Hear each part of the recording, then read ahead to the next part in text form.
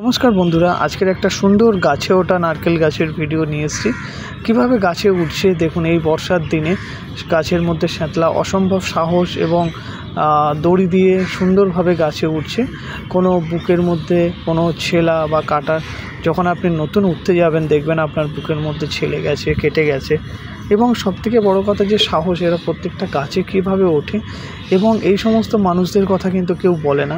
সুতরাং হতে পারে আপনারা সবাই জানেন, কিন্তু এই সমস্ত মানুষদের যে কষ্ট, যে পরিশ্রমটা, সেটা কিন্তু আপনারা একবার দেখুন। তার কারণ দুটো পোস্ট সমান একটা গাছের হাইট, সেই গাছে উঠে যাচ্ছে এবং গাছের মধ্যে সাপ, পোকা মাকড়, অনেক সময় অনেক কিছুই থাকে।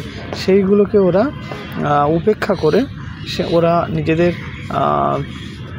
চাহিদার জন্য ওরা গাছে ওঠেন এবং ওরা পাইকারি রেটেই ডাব কেনে। এবং সেটা এখন যে বর্তমান প্রাইস যাচ্ছে 500-520, মানে 1 কুড়ি ডাবের দাম হলো 520 বা 500।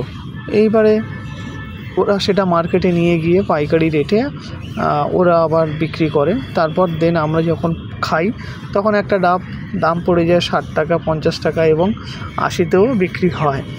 তবে হ্যাঁ, আমরা জানি নারকেল খুব উপকারী। ডাব এবং নারকেল দুটোই আমরা সমস্ত কাজেই ব্যবহার করি।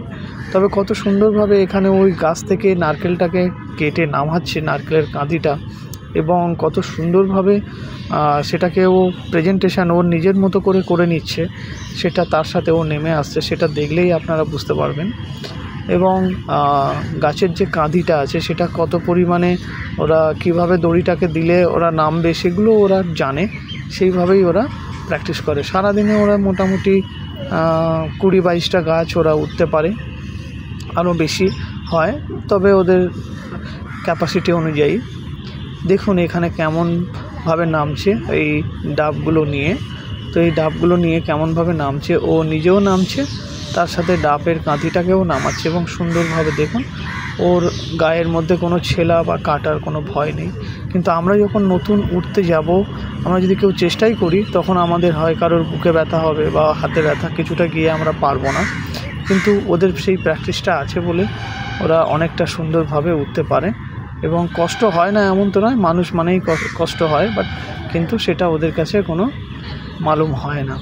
এবং ডাবটাকে সুন্দর করে ফ্রেশ করবে, যেটা আপনারা মার্কেট চলতি যে ডাবগুলো খান সেগুলো অ্যাকচুয়ালি কীভাবে আসে সেগুলো একবার দেখুন, তার মধ্যে কত পরিশ্রম থাকে। এবার এই যে ছোট ছোট দানাগুলো আছে এগুলোকে ওরা ছিটবে, ওদের ছোট ছোট করে কাটার পরে এগুলোকে ওরা ফ্রেশ করে ওদের নিজেদের পছন্দ মতো বাছাই করা ডাব, যেগুলো অল্প জল আছে বা ছোট, সেগুলোকে ওরা বাদ দিয়ে দেয়।